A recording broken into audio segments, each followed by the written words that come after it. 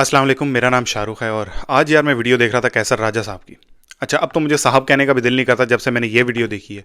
झूठ और मक्कारी और फरेबी का इस्तारा अगर आपने देखना है ना तो कैसर राजा साहब को देख लें। पता नहीं, ऐसे लगता है कि मौलवियों से पैसे खा के वीडियो बना रहे होते हैं। इस लेवल तक जाके डिफेंड करना मेरी समझ से बाहर है। पता नहीं ऐसा क्या हो गया। अच्छा, बाप ने एफआईआर करवाई है, एफआईआर में कुछ चीज़ें लिखी हुई हैं तो पुलिस को इन्वेस्टिगेट कर लेने दें। आपने पुलिस को इन्वेस्टिगेट नहीं करने दिया ना। अगर इन्वेस्टिगेट करते तो चीज़ें सामने आ जाती। बड़े आप डीएनए का कह रहे हैं, डीएनए करवाएं, डीएनए करवाएं। भाई डीएनए जो है ना 72 आवर्स तक वैलिड होता है। अगर कुछ हुआ है उसके बाद वो वैलिड नहीं होता, नल एंड वॉइड हो जाता है। तो इसी वजह से वो मौलवी कूद गए ना बीच में। बड़े बड़े जो बड़ी बड़ी दाढ़ियों वाले मौलवी जो है वो कूद गए अपने मौलवी को बचाने के लिए कि भाई अगर मेडिकल करवाएंगे तो पकड़े जाएंगे, ठीक है, इसलिए मेडिकल करवाओ ही ना। समझ आ गई बात।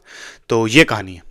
वो मौलवी आ गया बीच में, सुलह सफाई करा ली। भाई सुलह किस चीज़ की सुलह करा दी? हो लेने देते ना, इन्वेस्टिगेट हो लेने देते। आपने क्यों नहीं इन्वेस्टिगेट हो लेने दिया? आपने सुलह सफाई क्यों करवाई? उस बाप पे प्रेशर क्यों इतना डाला? वो इसी वजह से डाला कि भाई सुलह सफाई हो जाए, नहीं तो इन्वेस्टिगेशन हुई तो हमारा मौलवी पकड़ा जाएगा, हमारा जो है वो वाबी मौलवी जो है वो बदनाम हो जाएगा, हमारा मसलक बदनाम हो जाएगा, हमें चंदा कम मिलेगा। और फिर चंदा कम मिलेगा तो हम कैसर को चंदा कैसे देंगे? ये बात मुझे कंफर्म नहीं है, लेकिन हो सकता है कि चंदा लेते हो, आई डोंट नो।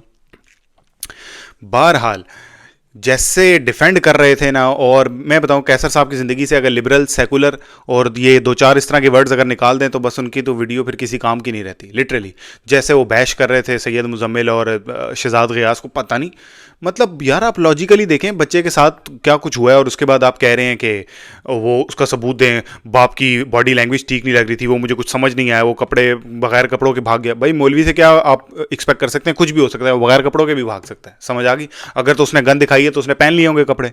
और बात यह है कि आपने एफआईआर क्यों कैंसिल कराई? आप हो लेने देते हैं इन्वेस्टिगेट। देखें, एक नॉर्मल सी बात है ना, एक केस हुआ, केस होता है और पुलिस इन्वेस्टिगेट करती है। अगर चीज़ साबित नहीं होती तो बंदा एक्विट हो जाता है। ऐसा ही है ना, कोर्ट में जाता है, 2 3 4 5 पेशियां होती हैं, उसके बाद बंदा एक्विट हो जाता है, बाइज्जत बरी हो जाता है ना, उस पर अगर कोई चीज़ साबित नहीं होती।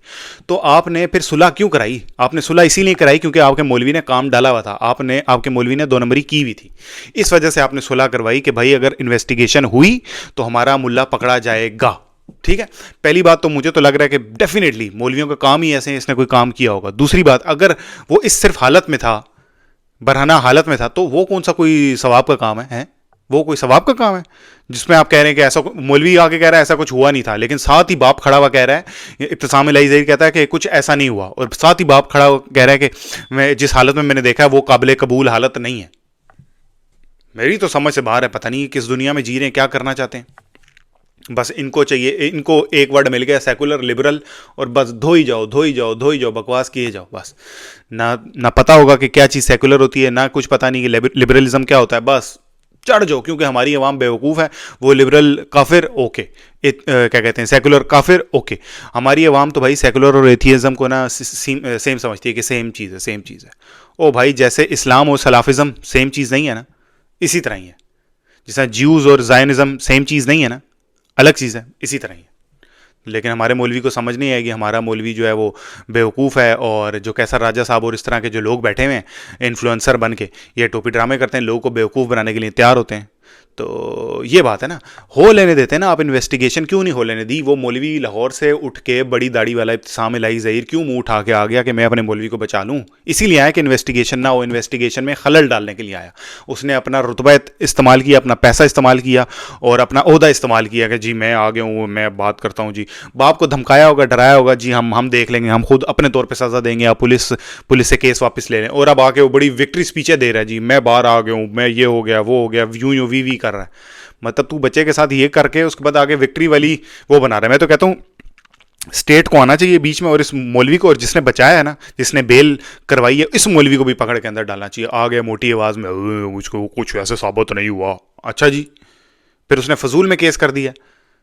नॉनसेंस। तो कुछ तो हुआ होगा ना, कुछ तो हुआ होगा।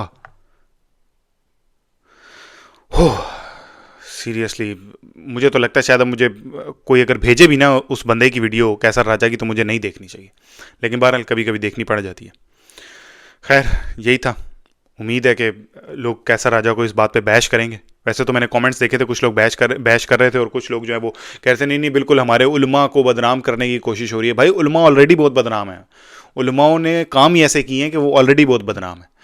हम जी वो उड़ के उधर चले जाते हैं, उड़ के इधर आ जाते हैं, बंदा गायब कर देते हैं, सोना निकाल लेते हैं। उलमा वैसे ही बदनाम है, वैसे ही 2 नंबर हैं, उनके काम सिर्फ चंदे खाने के अलावा और बच्चों के साथ ज्यादती करने के अलावा और कुछ भी नहीं है।